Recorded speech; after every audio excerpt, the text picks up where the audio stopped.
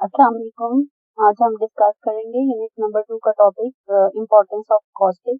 Second last topic है ये, और इस टॉपिक में हम देखेंगे कि अकॉस्टिक्स जो है वो कितनी इम्पोर्टेंट है। सिंपल ये जो अकॉस्टिक्स है, it is a complete branch of physics. We deals with the production, transmission of the sound waves कि वो कैसे ट्रांसमिट होंगी, प्रोड्यूस कैसे होंगी, उनको किस तरह से डील करना है। तो अकॉस्टिक्स में कंप्लीटली सारी जो है वो प्रॉब्लम्स आ जाती हैं आपकी साउंड के। लेकिन यहाँ हमने जो है वो पढ़ना है कि आपके पास इसकी इम्पोर्टेंस क्या है अकॉस्टिक्स के लिए। तो बेसिकली हम इसको फॉर्म ऑफ प्रोटेक्शन जो है वो डिवाइसेस के लिए हम आज डिस्कस करेंगे अकॉस्टिक्स को, जो सिलेबस में है क्लास 10 के। तो इसको पहले हम डिफाइन करेंगे और फिर अकॉस्टिक प्रोटेक्शन के बारे में देखेंगे कि किस तरह से ये प्रोटेक्ट कर सकते हैं हमें। नॉइस बेसिकली ये कंसर्न है विद द नॉइस, कि नॉइस जो है उसे कैसे अवॉइड कर सकते हैं हम इसको यूज करके। और फिर लास्ट में जो है हम ऑडिबल फ्रीक्वेंसी रेंज को देखेंगे, उसको डिफाइन करेंगे और देखेंगे कि ह्यूमन बींग्स के लिए ऑडिबल फ्रीक्वेंसी कौन सी है, क्या रेंज है उसकी, और विद इन द एज क्या इफेक्ट हो सकती है इंसान के ऊपर। तो सबसे पहले हम जो है वो डिफाइन करेंगे अकॉस्टिक्स को। इट इज प्रोटेक्शन मीन्स आप इसे कह सकते हो टेक्निक और method used to absorb the undesirable sounds by soft and porous surfaces is called the acoustic protection. जो आपके पास आप जो है अकॉस्टिक प्रोटेक्शन जो है वो एक मेथड है। उसको आप जो साउंड्स आप नहीं सुनना चाहते या अनडिजायरेबल है जो हमारी बॉडी में, उनको हम by using the soft material and porous material use कर अवॉइड कर सकते हैं उन साउंड को। पोरस मटेरियल वो मटेरियल होते हैं that contains the small holes, जिनके अंदर नंबर ऑफ स्मॉल होल्स होते हैं, और वो होल्स जो हैं एयर एंड लिक्विड को पास ऑन कर सकते हैं। और सॉफ्ट जो है मटेरियल उनमें ये हमारे कारपेट्स, कर्टन्स ये सारी इन्वॉल्व होते हैं। तो नॉर्मल रूटीन के अंदर ये टेक्निक जो है कॉस्टिक प्रोटेक्शन की, वो ये है कि हम अपने अनडिजायरेबल साउंड्स जो है उनको एब्जॉर्ब करवाते हैं कॉस्टिक्स की हेल्प से। तो यहाँ पर सबसे पहले हम देखेंगे कि how we can reflect the sound from different surfaces, ताकि हमारे पास इको प्रोड्यूस ना हो या हमारे पास extra noise of the sound जो है वो ना आए। उसके लिए जो है हम यूज करते हैं डिफरेंट मेथड जो हैं, या आप कह लें कि डिफरेंट चीजें हम यूज कर सकते हैं उसको अवॉइड करने के लिए।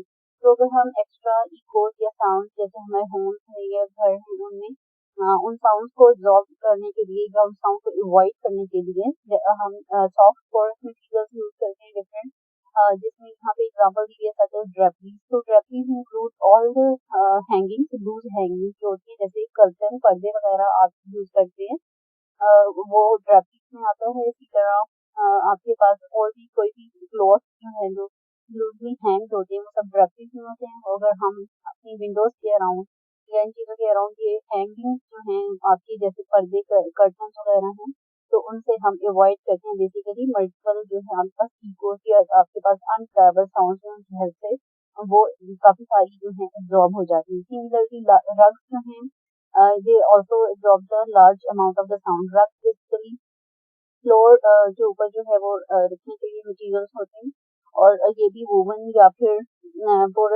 एनिमल स्किन से बनी होती है, और इनके अंदर ये एबिलिटी होती है कि they can absorb the large amount of the sound. तो आपके पास यहाँ पर हम देखेंगे कि क्या एडवांटेजेस हैं सॉफ्ट मटेरियल्स को यूज करने के, नॉइस पोल्यूशन कैसे इससे रिड्यूस हो सकता है। तो यहाँ पर आप देखें कि अगर आपके पास सिंपल है आपका कि by using soft materials noisy places we can reduce the level of noise pollution। तो soft materials यूज करके noisy जो places हैं वहाँ हम pollution को reduce कर सकते हैं।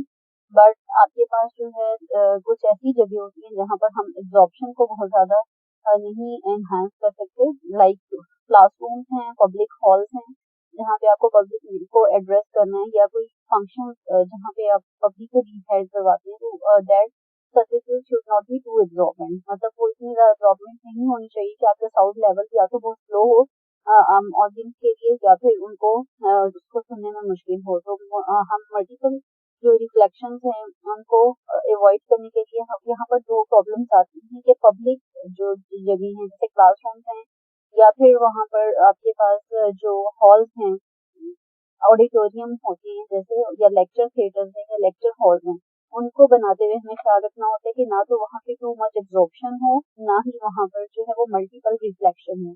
क्योंकि अगर हम जो है उन दोनों में हमें बैलेंस रखना होता है। अगर आप मल्टीपल रिफ्लेक्शंस को अवॉइड करते हुए ज़्यादा एब्जॉर्बेंट बना देंगे तो भी ऑडियंस को सुनने में प्रॉब्लम होगा, तो उनको बैलेंस रखना होता है।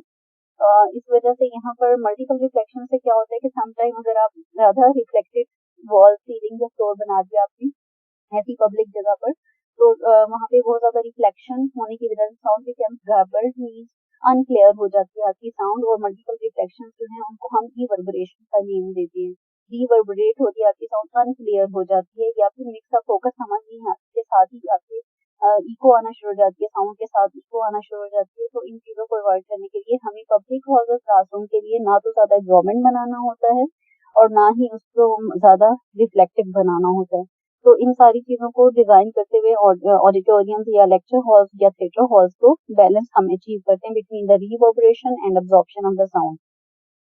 So it is advantages यहाँ पर to replace the reflective surfaces behind the stage to direct the sound to the audience। इसका मतलब ये है कि आप जहाँ पर स्टेज है या मेन साउंड सिस्टम है उसके बिहाइंड अगर आप रिफ्लेक्टिव सर्फेस रखते हैं तो वो डायरेक्ट जो है रिफ्लेक्ट करेगी टुवर्ड्स द ऑडियंस साउंड को, और इस तरह से जो है वो आपकी एब्जॉर्प्शन या रिफ्लेक्शन दोनों जो है वो बैलेंस रहेंगे। तो ज़्यादातर जो है वो इस तरह के हॉल्स वगैरह में कर्व सीलिंग्स को यूज करते हैं हम। कर्व सीलिंग्स जो है वो यूज इसलिए किए जाते हैं ताकि आप जो है वो अवॉइड कर सके मल्टीपल रिफ्लेक्शन को, मीन इकोस को अवॉइड कर सके, और साथ ही बहुत ज्यादा एब्जॉर्प्शन को भी आप अवॉइड कर सकें।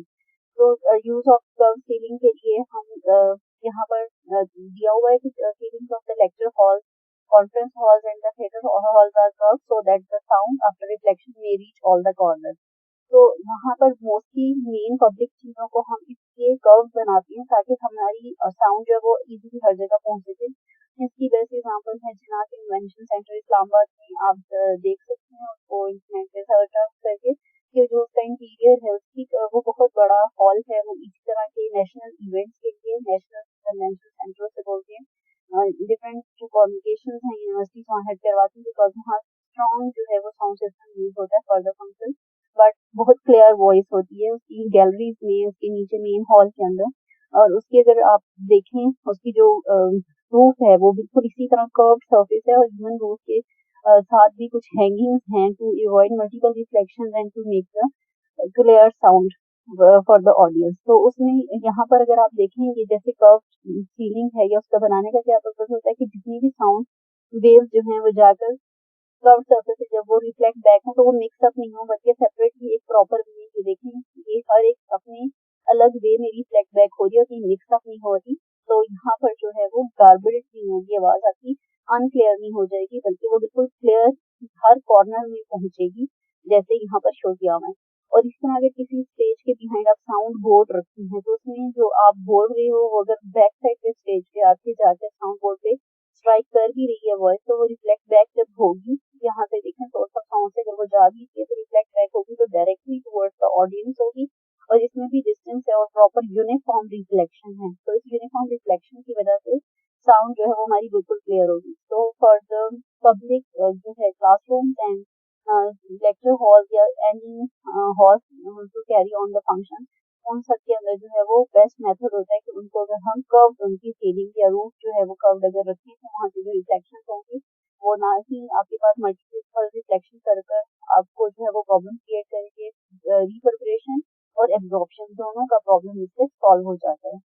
और सिमिलरली जो है नॉइज को रिमूव करने के लिए यहाँ पे एग्जांपल दी हुई है कि आपके पास जो फाइटिंग जेट्स हैं उनका जो नॉइज है वो बहुत ज़्यादा होता है, तो स्पेशल काइंड ऑफ हेलमेट जो है या हेडफोन जो है वो वियर करते हैं जो पायलट्स होते हैं फाइटिंग जेट्स के जो अवॉइड नॉइज।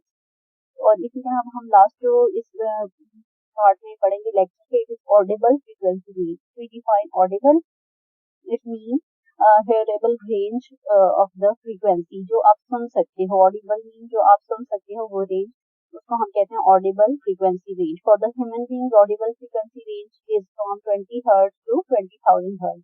मीन अगर 20 हर्ट्ज से कम वॉइस होगी तो भी इंसान को सुनाई नहीं देती है, और मोर देन 20 हर्ट्ज जो है वो भी ह्यूमन बींग्स है वो सुन नहीं सकते। इसलिए उनके लिए जो ऑडिबल फ्रीक्वेंसी रेंज है जो वो सुन सकते हैं वो 20 हर्ट्ज टू 20,000 हर्ट्ज है।